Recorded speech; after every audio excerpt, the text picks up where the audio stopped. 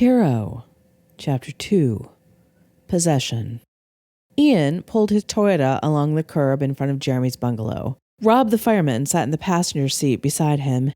Ian called him Rob the fireman in his head because being a fireman was one of his selling points. That and his tight ass, his large pecs, and his six-pack stomach.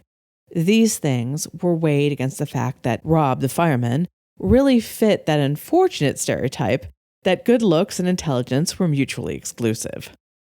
Ian, why are we here again? Rob the fireman asked, his voice good-natured even though they were both looking at the house of Ian's ex-boyfriend. There was no jealousy there or even suspicion. Ian feared that was because Rob the fireman simply didn't have the mental powers to summon those up. Ian shook himself internally. Rob the fireman was great. Rob the fireman was his hero. He was just expecting too much for Rob the fireman to be as intelligent as staid, boring Jeremy. He had to consciously add the descriptors, staid and boring, to describe Jeremy, because part of him was missing Jeremy terribly. So he had to be very firm with himself by reminding himself at all possible opportunities as to why he had broken up with Jeremy in the first place. Because Jeremy hasn't been seen since I broke up with him. His mind translated that into simple, broke him. Since last Saturday, he hasn't been at work. He hasn't called in. He's not answering his phone. No one has heard from him.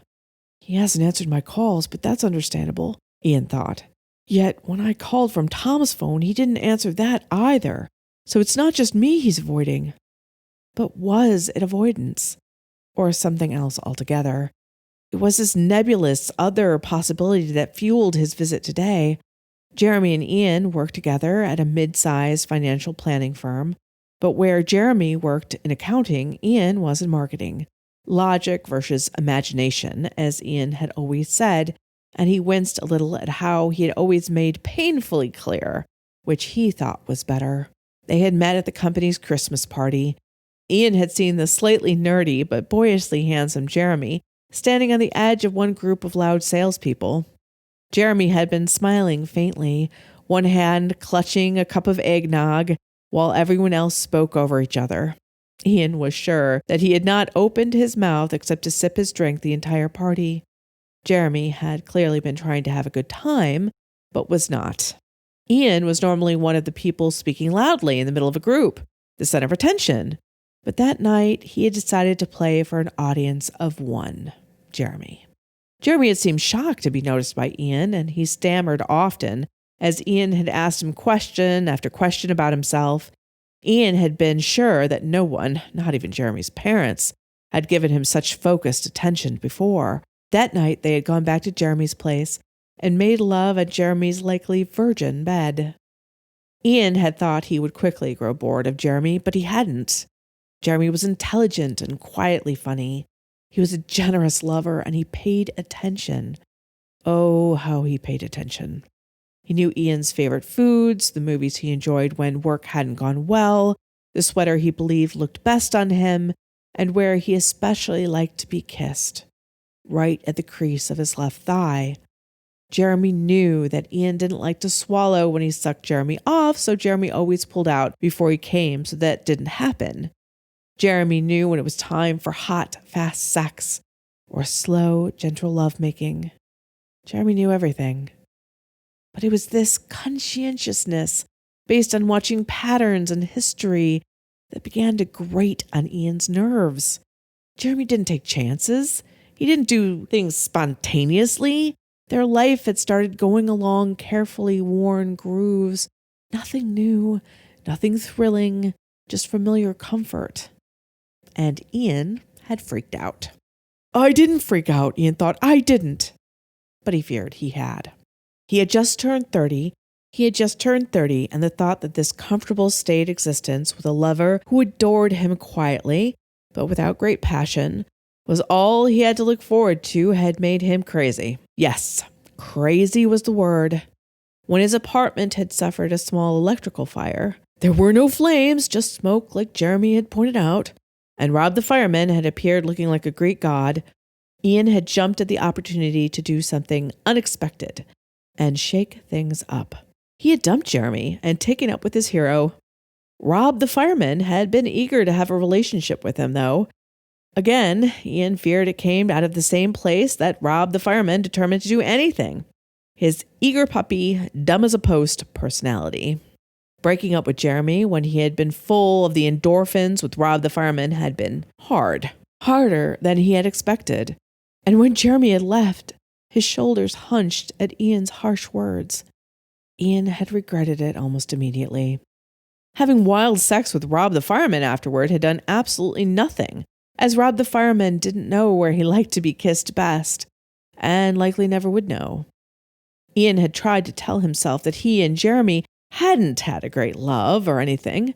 Both of them would find someone new that would be all that for both of them. When Jeremy had not shown up at work, though, after their breakup, and Ian had been heavily regretting ending it anyways, he had begun to wonder if he had been wrong about them not having a great love.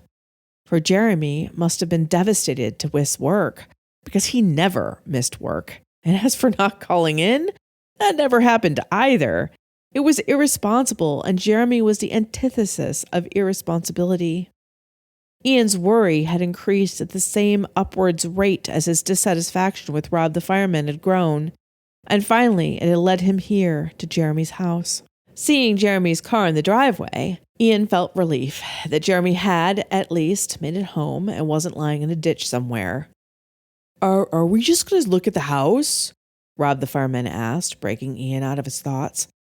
Without responding, Ian turned off the Toyota's engine and popped open the driver's door. Rob the fireman followed after him. He was wearing a tight t-shirt and faded jeans with rips in all the right places. He looked lovely with his tousled blonde hair and crest-white smile. But Ian was only peripherally aware of his beauty. His gaze was on Jeremy's Jeep Cherokee. He found himself veering towards the SUV rather than hopping up the 2 steps to the bungalow's front door. He feared he was avoiding knocking on that door to avoid the meeting with Jeremy. After all, what was he going to say when he did see the other man? How was he going to explain his presence here? How was he going to win Jeremy back? Ian thought of some opening lines he could say to Jeremy. I feared you had killed yourself because of the loss of me? Ian shook his head. No, Jeremy wouldn't do that even if he did love me, like they write about. It would be too messy. I fear you fell into the deepest depression after the cruel things I said? Ian imagined Jeremy looking back at him blankly. That won't work. Jeremy takes comfort from work. It makes him feel like he's valuable. Then again, I'm at work, so maybe he feared seeing me. But I'm in a different department. He could have avoided me easily if he wanted. And there was also the issue of Rob the fireman, who had come along not because Ian had wanted him to. He had pointedly not asked him to come, suggesting he do other things instead, like work out or smooth creamy lotion over his golden skin. But Rob the fireman had just followed him out to the car. Just like a dog wanting to go out with his master, Ian sighed. He had made it around the SUV to the driver's side door when he saw it. He skidded to a halt. Blood. There was a smear of blood on the outside of the driver's door. The smear was 6 inches long and began as wide as 4 fingers put together, then trailed down to 1 finger wide. The blood was completely dry, and it looked old. Ian guessed it was a week old, and a shudder went through him. If Jeremy had been fine, he would have had his car immediately washed. He wouldn't have allowed blood to stay on his car like this. Rob, look. Ian pointed at the blood with a shaking hand. Looks like Jeremy might have cut himself, Rob the fireman suggested. Rob the fireman shrugged, though there was the faintest frown lines marring his perfectly smooth forehead. It's more than that. He wouldn't just leave it, Ian said, not sure how to explain to Rob the fireman how fastidious Jeremy was without using big words that would lose the other man. The car's windows were oddly foggy, too. When Ian touched them, there was a strange sort of oily film on them. He rubbed his fingers against his jeans with faint disgust.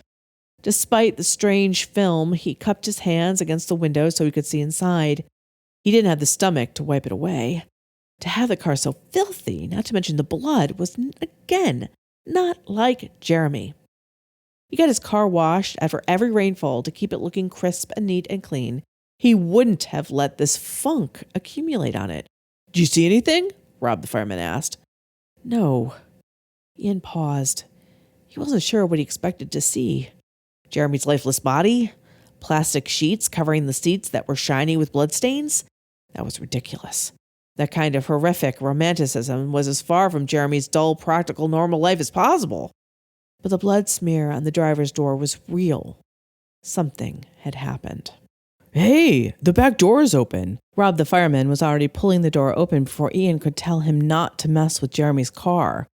But it was too late. With the back door yawning open, a smell flowed out from the interior of the Jeep. Copper, a metallic stink that was both sweet and sour. Blood. It smelled like blood. Ian immediately shoved Rob's muscled body out of the way to look inside the car. He had expected a whole back seat full of blood from the pungent scent, but there was only a single dried ruby drop on the floor mat directly behind the driver's seat.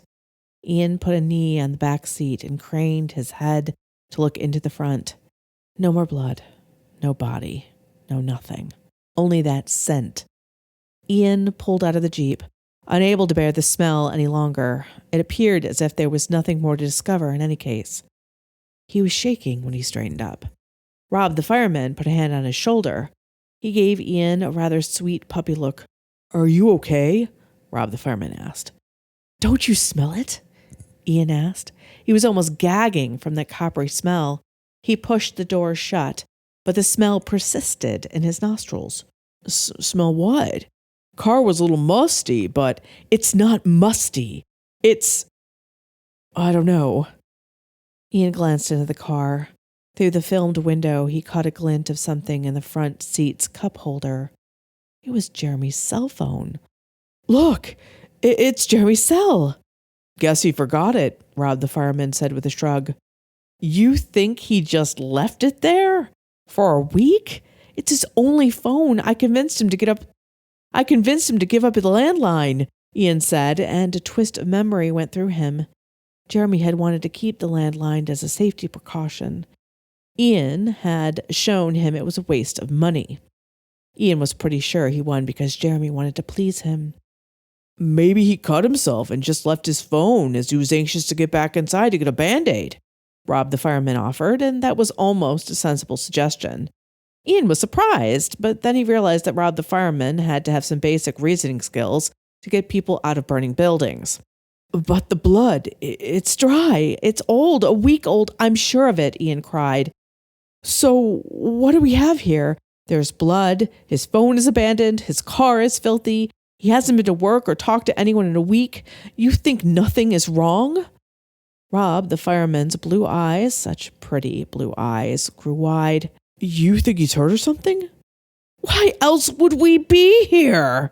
Ian's hands flew up in the air and back down. This was pointless. What do you think happened to him? Rob the fireman's brow furrowed. I don't know. We have to get into the house, Ian said. Something was terribly wrong. He had been right to be anxious. How ironic that the first excitement that Jeremy had ever brought into Ian's life was about Jeremy himself. Ian was suddenly pulling away from Rob the fireman and striding quickly to the front door. He yanked open the screen door and rapped hard on the green-painted storm door. Rob the fireman was hard on his heels. Jeremy, please open up. It's Ian, Ian called out. His voice sounded strangely tinny in the weak fall light. He knocked again more rapidly. There were no sounds from inside. The floorboards right by the door always squeaked when someone came to open it. There was no squeaking. No one was coming to the door. Ian pounded on the door again. Rob the fireman leaned over to peer into the large bay window that looked into the living room to the right. The shades are closed, Rob the fireman said. What? Jeremy never keeps them closed. He likes the light. Ian looked over only to see that Rob the fireman was correct. The heavy gray draperies were closed, and not only that, they looked to be clipped together to keep out any hint of light. Before he consciously realized what he was doing, Ian had pulled out his keyring that still had a copy of the key for Jeremy's front door on it. He hadn't given the key back to Jeremy at their breakup lunch, and he was now grateful for that. He stuck it into the lock. Rob the fireman's hand was suddenly on his. Hey, what are you doing? Rob the fireman asked. Something is wrong with Jeremy. The blood on the door, the closed curtains, the left phone. Don't you feel it? Ian asked. wasn't that much blood," Rob the fireman said slowly. "It could have just been a nick he got, and he's sad and stuff because you dumped him. So he closes the curtain and leaves his phone outside." "You don't know Jeremy. This isn't like him. None of this is like him," Ian said fiercely. "And that stink in the car. I'm still smelling it." Rob the fireman looked at him blankly. He clearly had no idea what Ian was talking about. Maybe it was all the smoke he breathed in. Ian bit back a sigh and turned the key in the lock. He pushed open the front door, and immediately the smell was there again. Not just a remembered stench in his nostrils, but more raw and live. It was fresh, or at least fresher than the scent in the car. Ian swallowed shallowly. Fear and the stench coated the back of his throat. "Jeremy?" he called out, his voice sounding weak as water. He didn't think Jeremy was going to answer him. He would have already answered if he was there, or if he was able to. The only light in the house appeared to be the light spilling in from the open door. It made a rectangle of brightness in a sea of black. Ian took a step inside. Dust motes drifted in the light before him. He squinted and tried to see into the darkness beyond. The stairwell to the second door was to his left. That was where Jeremy's bedroom and bath were. There was a hexagonal window at the top, but all he saw was darkness. Did Jeremy block it up somehow? Ian wondered. There's no shade on that window. Why would he do that? To the right was the living room with the curtains drawn. He could just barely see the arched doorway leading into it. Directly ahead of him was a hallway that led back to the dining room, kitchen, and television room. There was also a small door to the basement that Jeremy never used, as the space was always damp. It's wrong, Ian thought. All wrong. Ian knew this place like the back of his hand. For one moment, he remembered the house being filled with light in a morning not unlike this one. He had been in the living room, reading a book, still in his robe, and Jeremy had brought him breakfast on a tray. He could still remember Jeremy's small, delighted smile at his reaction to the breakfast. He'd been over the moon by the romantic gesture. They had been so happy. So happy. Rob the fireman breathed heavily in his ear, standing there awkwardly, as if needing a fire alarm to tell him to respond. What have I done? Ian wondered. Ian cleared his throat and called, Jeremy, please, please answer me. He thought he heard a creaking coming from upstairs. Jeremy? He put a hand on the banister and felt around with his other hand to find the light switch that would turn on the upstairs hallway's light.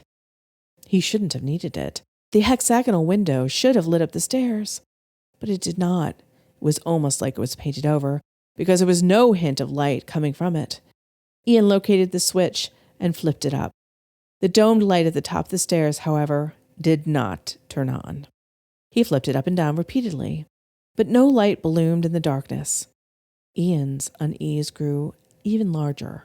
Maybe the breaker's flipped, Rob the fireman suggested. The box is in the kitchen, Ian said. He didn't want to blunder around in the dark to the kitchen and fumble with the breaker box. I could go see, Rob the fireman offered. Yeah, that sounds good. Just walk straight ahead. The kitchen is at the very end. I'm going to go upstairs. Jeremy could be up there. Sick, Ian said with a distracted air. He was listening intently. Was there another sound? A soft wheeze or gasp? He should tell Rob the fireman about it.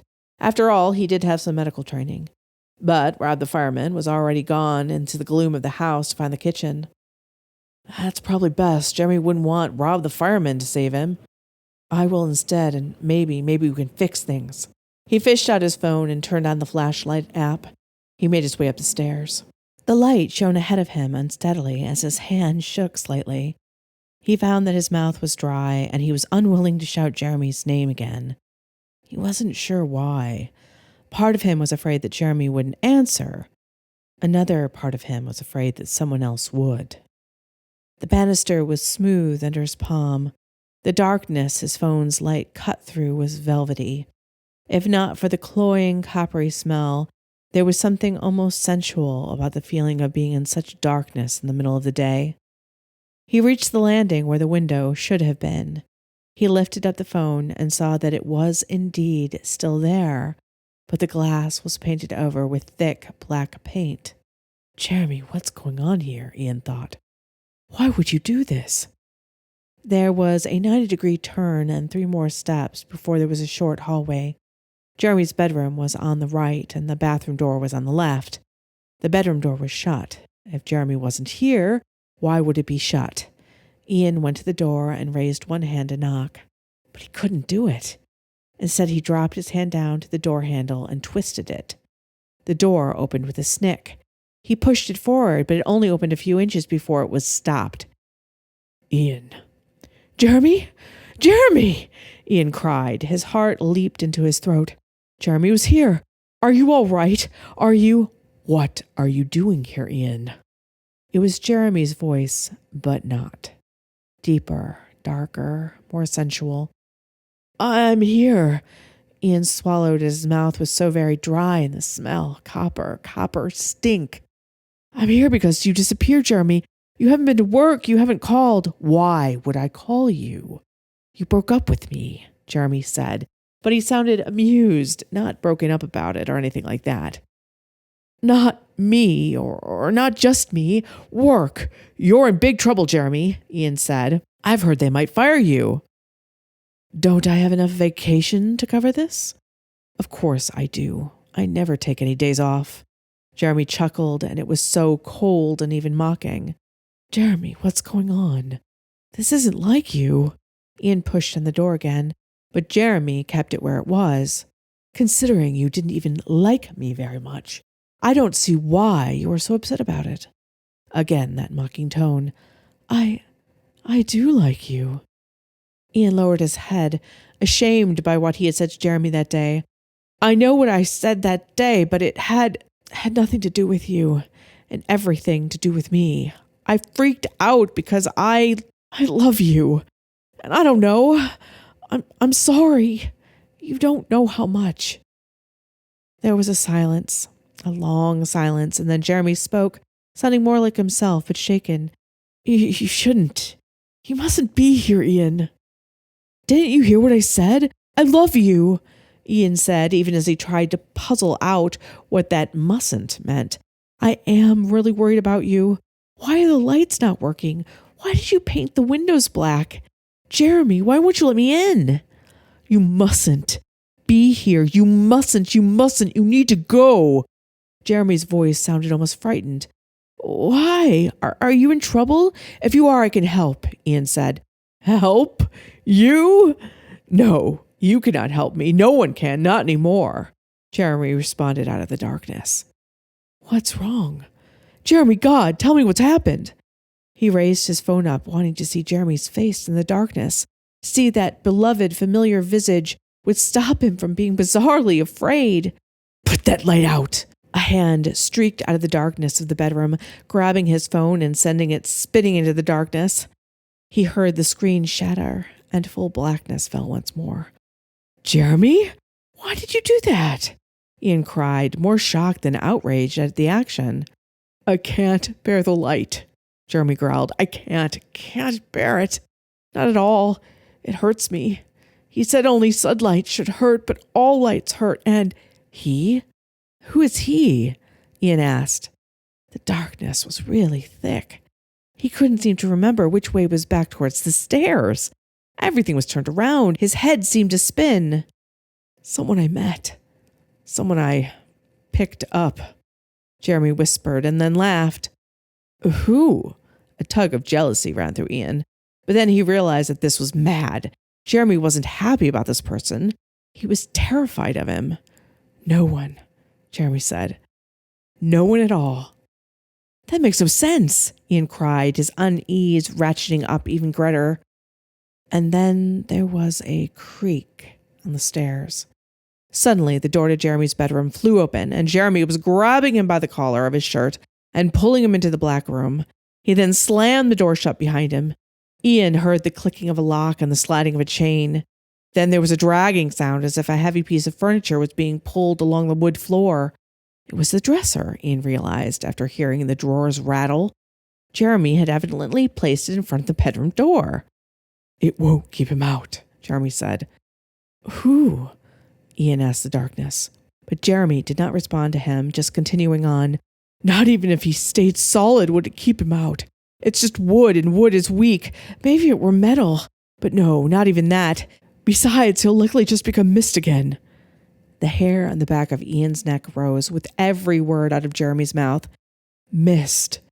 Someone becoming mist? Jeremy, are you hearing yourself? Nothing can keep him out, really, and he's hungry. So hungry after his escape, even though he killed 2 of his jailers and stole their car. Jeremy let out a shrill laugh. But he had to generate the fog to shield himself from the light, and it took too much out of him until I showed up and he drank from me. But he didn't kill me. No, he didn't. He kept me. He'll keep me forever. His hero. There was a strangled sound of weeping and laughter mixed together then. Ian turned towards that terrible wrenching sound in the darkness. He couldn't see a thing. If he remembered correctly, the bed would be to his right, the window now should be to his back, and it had clearly been painted over too, and the door and presumably Jeremy should be right in front of him. He extended his hands and tottered forward. His hands found Jeremy's shoulders. They were shaking. Ian's heart clenched. He pulled Jeremy against him. Jeremy allowed the embrace, but he was very still in Ian's arms and did not return it. His lips, strangely cold, were against the side of Ian's neck. The feeling was both sensual and disturbing, though he could not say why he felt the latter. Jeremy was clearly ill. The sensitivity to light showed some kind of physical illness, but the wild ideas about people turning to mist and jailers were clearly the product of a diseased mind. Ian had thought he was the type to run at the first sign of illness in another person, but he realized that he wouldn't this time. It was Jeremy. He would stay. He would take care of the man he loved. Whatever's going on here, we can figure this out together, Ian said. We can't, Ian. Jeremy's voice was hoarse. There's no figuring this out. There's only blood and death and... What? No, stop saying these things. You're not crazy. I won't let you be crazy. Ian wetted his lips. I didn't bring him. He sort of just came along. Rob. He's got medical training. He can help you. He's just gone to fix the breaker box. So he went past the basement door then, Jeremy said, his voice softer still. He didn't sound like he was angry about Rob being there. His lips still lingered against Ian's skin. Yeah, Then he's gone, Ian. Gone, Jeremy said. Gone? No, Ian's voice faded off as Jeremy began to kiss his neck. He's gone, but I can still taste him on your skin. Jeremy's voice was blurred as he moved his lips along Ian's throat. Now you're mine. All mine. He'll never have his mouth on you again. God, Jeremy, you've never said anything like that before. Ian's cock immediately hardened in his pants, which it had not done with such alacrity even for Rob the fireman. He found himself tilting his head back, offering himself for more kisses. He needed those kisses. They were cold and sizzling hot at the same time. You taste so sweet, Ian. Sweet and salt and oh, so soft, so tender, Jeremy murmured. Jeremy was lightly biting along Ian's jawline now. His tongue slipped out and snaked over Ian's Adam's apple. He lapped at the hollow at the base of Ian's throat. Ian's fingers dug into Jeremy's shoulders as his cock pulsed between them. Jeremy's hands were scrabbling at the collar of his shirt. Ian giggled as he heard and felt his shirt rip open and flutter off. It should take far more strength than Jeremy had to do that, yet now he was shirtless, in the dark, with a dresser in front of a locked and bolted door. And Jeremy was whispering things in his ears about darkness and eternity and the feel of hot blood gushing over one's tongue. It was madness. It was divine. Do you want to be mine forever, Ian? Jeremy murmured, and it skated up Ian's spine. Jeremy's forever? He thought of the lameness of Rob the fireman, who was undoubtedly, despite what Jeremy said, still fussing with the fuse box. He thought of Jeremy smiling at him, so shyly proud after making him breakfast. He thought of those perfect kisses, but something in him held back. Jeremy stilled. Do you still want to be someone else's? Am I still boring, pedestrian? What? No! I love you. I just want to make sure you're all right. Oh God, Jeremy, what are you doing? You've never, God, don't stop. Ian gasped as he felt Ian's teeth, so sharp, graze over his tender skin. He now had a new favorite thing. Do you want to be mine forever, Ian? Jeremy repeated, his voice deeper, darker, more insistent. Yes, Jeremy. Oh, yes, please, Ian breathed. Then let me give you eternity, Jeremy said. Jeremy's teeth began to pierce the skin of Ian's throat, and then someone chuckled. Someone that wasn't Jeremy, Ian, or Rob the fireman. It was a chuckle reaching out of the darkness like the caress of claws. Who is that? Ian got out of suddenly chattering teeth. It was cold, so very cold. He clutched onto Jeremy and stared into the unending dark. Hero, a lilting, attractive young male voice said. For one moment, Ian imagined the owner of that voice as a young man with silver eyes, silver beckoning eyes. He was so beautiful that Ian ached for him. No, Jeremy groaned. His hold on Ian became almost painful, and Ian let out a small gasp, and the image of the young man disappeared. Jeremy eased up, but not entirely. I should chastise you for not sharing, that lovely voice said. But I was negligent myself. He was so delicious, and I knew that you had this one coming right to you so well. You should get on with it. You're far more agreeable after you fed. Fed, mist, fear of light, blood. It's impossible, Ian thought. This can't be happening. Where is Rob? Wait, the voice said he. He? Ian breathed out. There was only one person it could have been.